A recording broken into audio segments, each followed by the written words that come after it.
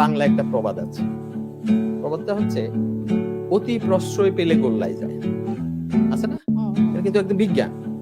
অতি প্রশ্রয় পেলে গোল্লাই যায়। এই অতি প্রশ্রয়টা হচ্ছে আমাদের সনাতন সংস্কৃতি জীবনধারার মধ্যে যে শব্দটা আছে সেটা কিন্তু পারমিসিভ ফ্যামিলি প্যারেন্টিং এর কথা বলা হয়েছে। বাবা মা খোঁজ রাখে না, কার সাথে মিশলো, কোথায় গেল, যখন যা চাচ্ছে দিয়ে দিল, খোঁজ রাখছে না, ডিসকানেকশন হয়ে যাচ্ছে বাবা মা থেকে।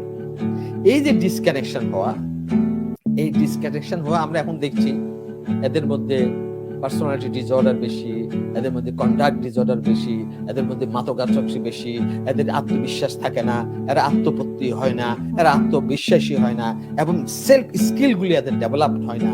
একটু মানে maladaptive self skill develop হয়, যেগুলি তাকে বাবা মা থেকে দূরে সরিয়ে নেয়। এই যে যত তুমি দেখতেছো না, ওই কিশোর গ্যাং, এই কিশোর গ্যাংকের ম্যাক্সিমাম বাচ্চা কিন্তু পারমিসিভ বাচ্চা, বুঝতে পারছো?